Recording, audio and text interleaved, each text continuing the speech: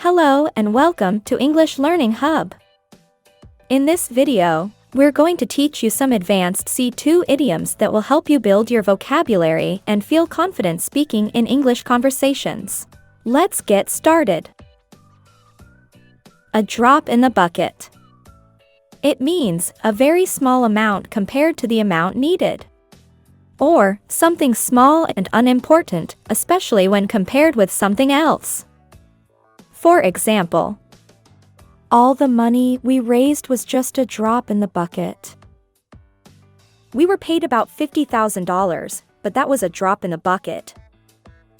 That sometimes in life our efforts, they might just seem like they're a drop in the bucket. But at least it's a drop in the bucket. In a flash. It means quickly or suddenly. If something happens in a flash, it happens very quickly indeed. For example, the ceremony was over in a flash. The answer came to her in a flash. Just as the children are trying to run after and catch this butterfly, he's trying to capture a moment in their lives, which will be over in a flash. Clear the air. It means to get rid of bad feelings between two people or groups. If you do something to clear the air, you do it to resolve any problems or disagreements that there might be. For example, we had a big argument, but I guess it helped clear the air between us.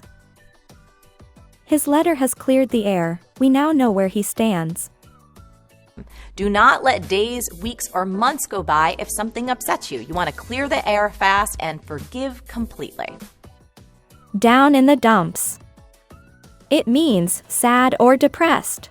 If you are down in the dumps, you are feeling very depressed and miserable.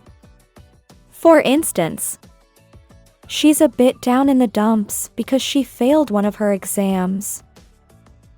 Luis is down in the dumps because all his friends are out of town.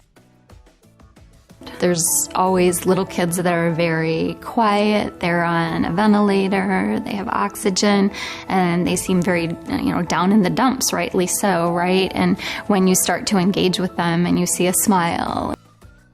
Beat or flog a dead horse. It means to waste time and effort on something when there is no chance of succeeding. For example, he keeps trying to publish it, but I think he's beating a dead horse. He already told you no, don't beat a dead horse. Maybe just Google it. Right? And while you're at it, maybe Google beating a dead horse. See eye to eye. It means to agree with someone. If two people see eye to eye, they agree with each other. For instance, my sisters don't see eye to eye with me about the arrangements. Alex didn't see eye to eye with me about how to tell my parents about the problem. Truth is that Carl and I don't see eye to eye on some things. We'll just keep this between us, but I actually like the guy. There goes my career. The tip of the iceberg. It means a small sign of a problem that is much larger. If you say that a problem is the tip of the iceberg, you mean that it is one small part of a much larger problem. For example, the people who have died so far could be just the tip of the iceberg. This is just the tip of the iceberg here. These are the ones she got last night. These 5 strategies are just the tip of the iceberg with what Help Scout is doing right. I'm a huge fan, and I am sure they will continue to wow us. Play it by ear. It means to do something without special preparation. Or to decide how to deal with a situation as it develops, rather than acting according to plans made earlier. We can't make a decision yet. Let's just play it by ear. I'll have to play it by ear for next Friday because everything is uncertain. You can sign up for public health insurance any time of year. But otherwise, you can't just play it by ear. You must sign up during open enrollment each year. Grease someone's palm. It means to secretly give someone money to persuade them to do something for you. For example, Files don't move in government offices unless you grease the palms of officials. We may need to grease someone's palm to keep the story out of the press. You've got perishable goods at the border. The customs official will not clear your goods unless you grease his palm. You choose to grease his palm so you can get your goods out the border. Cry over spilled milk. It means to be upset, worried, or unhappy about something that cannot be changed. Or to grieve over something that can't be put right. For instance, what's done is done. There is no point crying over spilled milk. But you can't cry over spilled milk, you just have to get on with it. It's okay, we'll clean it up. Yeah! Do you know what they say? Don't cry over spilled chocolate milk. Before going to the next idiom, don't forget to like the video, subscribe, and turn on the notifications. A fish out of water. It refers to someone who is uncomfortable in a specific situation. If you feel like a fish out of water, you do not feel comfortable or relaxed because you are in an unusual or unfamiliar situation. For example, I felt like a fish out of water at my new school. The poor man looked like a fish out of water. Nobody had a clue how to set him up. And then gets to Rawlings and realizes she's just a fish out of water in the face of all of this. Get or have cold feet. It means to feel frightened to do something you had planned to do. If you get cold feet about something, you become nervous or frightened about it because you think it will fail.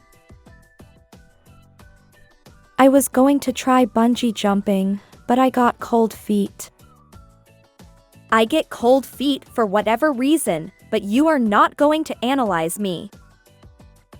Honestly, I didn't really have time to get cold feet. I got married in like 3 weeks. Does post cold feet count? Rain on one's parade.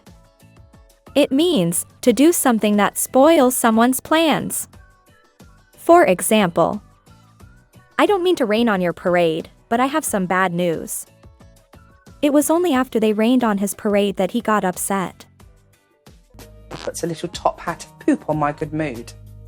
Something will always rain on my parade. Have a sharp tongue. It means a tendency to say very critical things to people, or to be someone who often criticizes and speaks severely. Jane has a sharp tongue, so be warned. Despite her sharp tongue, she inspires loyalty from her friends. She fills the role of shrew by having unpopular opinions, a sharp tongue, and a staunch unwillingness to fit in with what she considers an oppressively patriarchal high school status quo. Let sleeping dogs lie. It is said to warn someone that they should not talk about a bad situation that most people have forgotten about. For example, I thought about bringing up my concerns but decided to let sleeping dogs lie. Lana knew she should report the accident but decided to let sleeping dogs lie. And of course, the fools at the FECU couldn't do, just let sleeping dogs lie with this one. You lost, suck it up, move on, don't let the Supreme Court get their hands on it and make it the law of the land. Thanks for watching. If you enjoyed the lesson, write down an example of one of these idioms in the comments section. See you in the next videos.